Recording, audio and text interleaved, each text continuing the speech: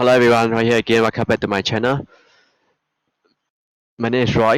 I have been asked to share why I will never hire a migrant domestic worker who work for another family. Firstly, how will I be able to identify if a worker that I hire is illegal?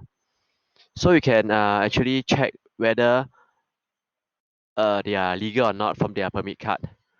If you go under the sector, under the permit card, at the front of the page with the ID, the photo ID, at the somehow at the center and the bottom there's this sector.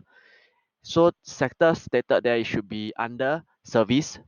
So worker under this sort of permit, they are allowed to work part-time for multiple families. But however, if you see sector under domestic, although it may be confusing, you engage them to do domestic work, they should be under it's okay to be under domestic, but actually domestic sector is actually work permit holder who are being asked to work for a single household that uh, hire them.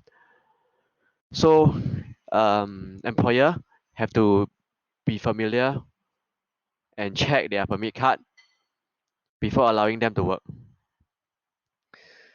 So generally, you can hear someone who is illegal from Facebook, which is very rampant. I think there's a video that is being featured on CNA. There's this interviewer that try to be a spy on the and in this industry trying to engage someone who is illegal. So they charges a rate of usually $10 to $15 to $18 per hour.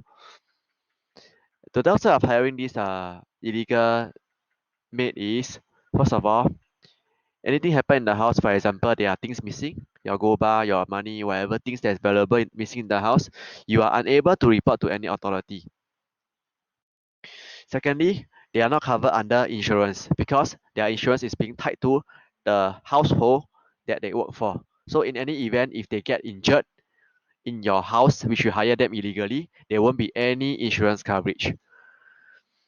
And thirdly, if any accident that happen in the house, you are not able to call any ambulance. It can be scenario which the cleaner slip and fall, injured their leg or whatever, you are unable to call the ambulance in because you are actually hiring them illegally. Number four point is that you are not able to ensure the cleaning quality. There's no one for you to complain to if their cleaning standard is not up to standard. You cannot feedback to anyone since all these part-time so-called illegal maid are doing their business themselves, so you won't be able to complain to anyone apart from renting your unhappiness on Facebook. Number fifth point is that you cannot ensure that they are punctual for their session, and you cannot ensure that they turn up for their session. So this is one of the very key factor on why you should get engage a legal company instead of a illegal one. Because for illegal ones, they can just give you any excuses of not turning up or be late or whatever. So adding on to this, I'm going to say something that's very boring. Is law is under law. So maid who moonlight may be fined up to 5,000 or face 12-month imprisonment. So subsequent offenders, they will be required to face a mandatory imprisonment. So since from 2010, MOM has removed the employer liability over the maid breaches of any work permit condition related to their own behavior. So this is one thing good. MOM is looking into this. MOM also state in the law saying that maid who deemed to have been working without a valid work pass will means that incorrect pass, or if they hold on to a second job, if convicted, they face a consequences that is even more serious. If convicted under section 57, the act highlights that maid may be liable to pay a fine of up to 20,000 or imprisonment for a term not exceeding 2 years or both. So employer, house owner who illegally hire this maid face up to a fine of 10,000 if convicted.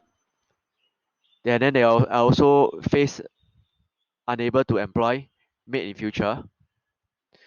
For employing this illegal helper or cleaner, employer is also liable under section 56 under the law of the act, and will be under the scrutiny of being fined up to the 5,000 to 30,000 monetary penalty or 12 month imprisonment or both. Subsequent offenders, of course, will face mandatory imprisonment. So yes, I will share that for the part-time helper versus the full-time helper, they share similar job working scope, but they are actually very different because for full-time maid, remember the sector is under domestic, they are only allowed to work for a single household, not for multiple household. But for part-time helper, which remember the sector is under services, they are able to deploy to multiple household to do cleaning, child minding, and elderly care. Elderly care and child minding is something that is good, is new, and is coming up in the early 2023 for companies who agreed to sign themselves up as a pioneer batch to be under. Uh, so this pioneer thing will go on for like 2 years.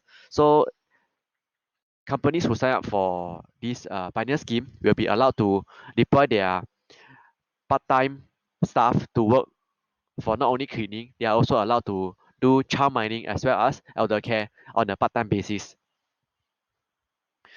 And so this reason explain and why and the differences between a full-time maid and a part-time maid. So I will just categorize this way. Full-time maid is someone who work full-time, live in the same household, work in the same household throughout the 2 years contract. But for part-time maid are those people who hire full-time under a company. Remember it's hire under a company, and they are also sharing the same job scope as a full-time maid, but they can perform jobs in multiple household. So these are the key differences in between these two. So enough said. I thank you all for watching, and I hope that house owner will do your due diligence to hire the correct type of worker and stay safe. Goodbye.